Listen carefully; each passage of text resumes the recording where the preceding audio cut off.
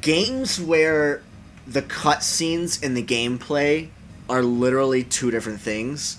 Like, for example, the cutscenes can feel so distant from the gameplay that you would never even know the two are connected at all. And I mean, there's certain games that kind of go around that. Like, for example, The Last of Us, which I know you haven't played, but in that game, there are very few cutscenes, so to speak, because a lot of the story is spoken out through the characters as they progress through each level. And I know we're going to get something a lot like that with Sonic Boom.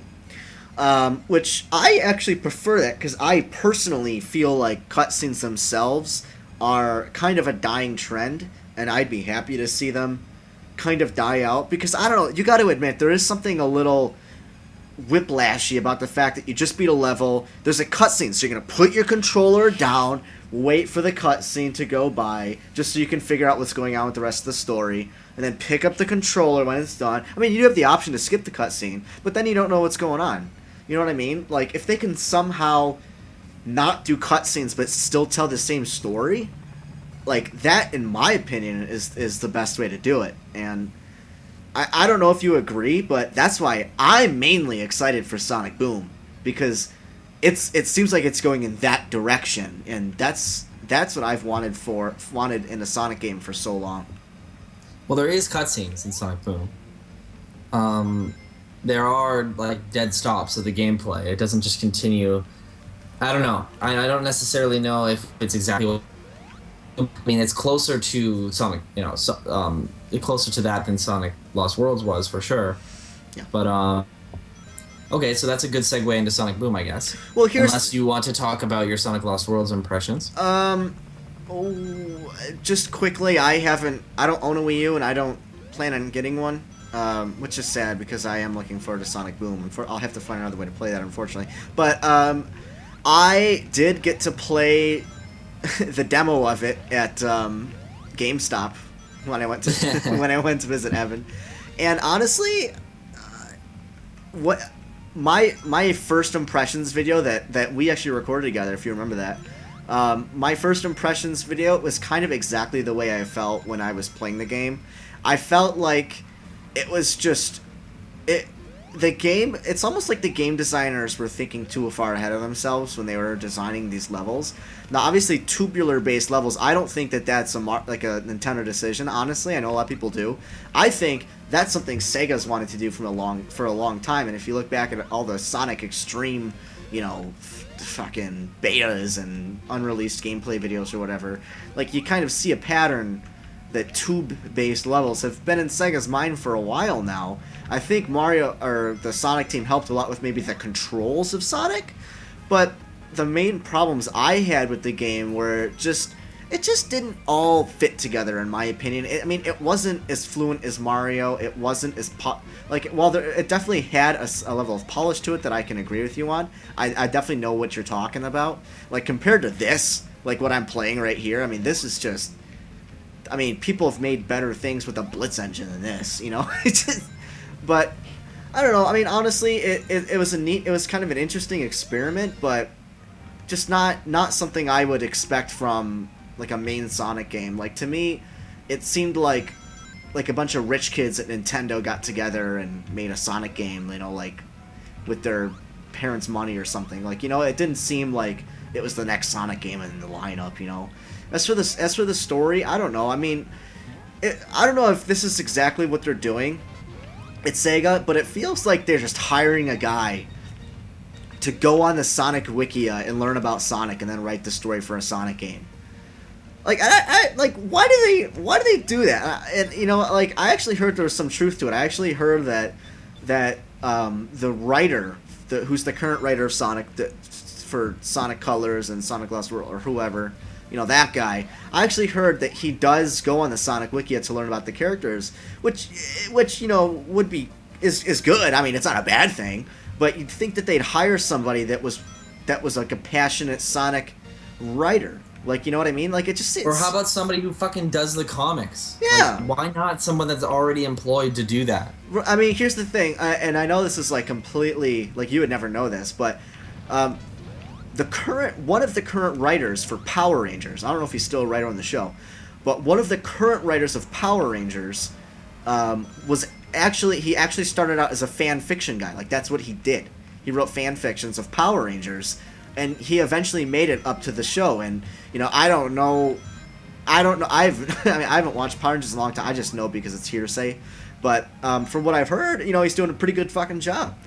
And I don't know how Sega works, or if they only hire people that have like a fucking degree in video game story writing or whatever. But there are people that are very, very into Sonic the Hedgehog and would write an amazing story, and they don't have to just get these guys, fresh out of video game story writing college that, that you always make up college degrees. Well, I mean, where are they getting their guys that they're hiring from? You know what I mean? I mean, did this guy like write the story for, Sonic after the sequel?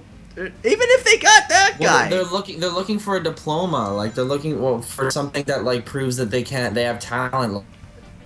Are right now wrote on, like, they've done Happy Tree Friends, and they've done like Mad World, and they've done, what is it? So they're basically looking for guys with crap in their yeah, and you need experience. The resume, yeah. Yeah, resume for I'm just saying, like, you could have the biggest resume in the world, but you cannot know shit about Sonic. And how cool would it be if they got someone who worked on the comics, or like, it doesn't even have to be a current comic book. Like, well, guess what? They did that for the movie, so just be happy. Did they really? For the Sonic movie, it's a guy that knows the fucking games like really well. Wow, that's cool. Oh man. And he said he's posted on his Twitter. He's like, I'm starting, like, he's playing them all over again. That's awesome. So he's like, he had Sonic 1, 2, and 3, and he's like, here we go. Like, that's awesome. I'm so glad. I wish they would do that for the games. What? But yeah, I mean, it's the same animation team that's animated everything that like is really like like the Sonic Colors teaser trailer thing. It's the same animation team. Oh, okay. Yeah. Like, but yeah, I mean, I guess we could talk a little bit more about Sonic Boom, because that was a good segue in that we should have. Yeah, but you didn't. Yeah, I know. Well, what do you got to say about Sonic Boom so far? Like, what, It looks like an awful game. I'm serious. Like, you're really serious. I am absolutely serious. I don't think that it looks like a good game, but you can quote me on that too. Like, it doesn't look like a good game. However, I think I'm going to be heavily entertained by the world, because it seems like they spent a lot of time building the world and the characters, and absolutely no time building a game that anybody actually wants to fucking play. Wow. Like, if only these people could develop the Sonic world and be the designers. I don't even care about the designs. Go for it. I like the character designs. Go for it. I don't give a shit. But they are not doing a good job at making a fun game. They're just not. Is that? I don't think so. Well, okay. Fair enough. Or at least they're not making a game that is intriguing me to play, because so far all it is a beat 'em up that doesn't have a lot of variation combos, so it's going to be even worse than the Werehog. And it's Sonic Dash in between sections. Like, I've seen nothing else. I mean, okay. What don't you like about Sonic Dash and Werehog gameplay? Well, this is the thing. First of all, it's been proven that Werehog can't carry a game, or at least a Sonic game, all by itself. It just doesn't. It doesn't work. And Right. Sonic Dash is for a fucking phone.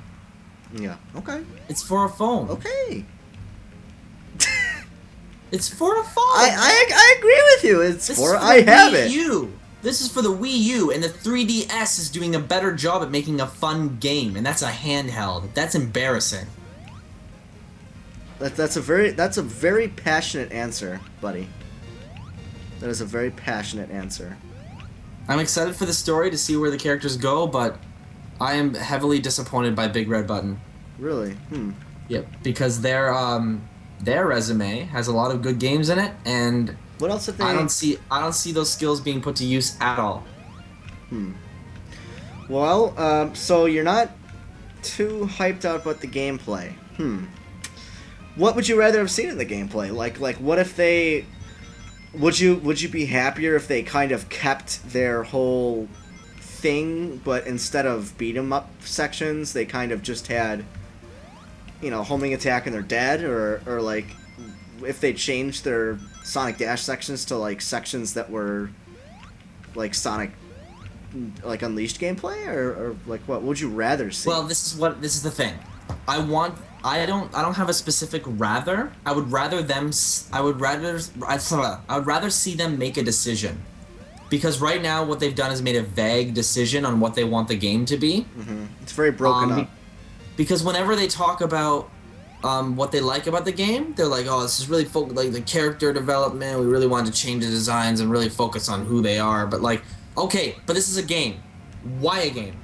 Why did you make this a game? Why isn't this only a cartoon? I'm sure the cartoon is going to be great, but why did you have to make it a game? I'm actually more excited for the game than the cartoon, to be completely honest with you.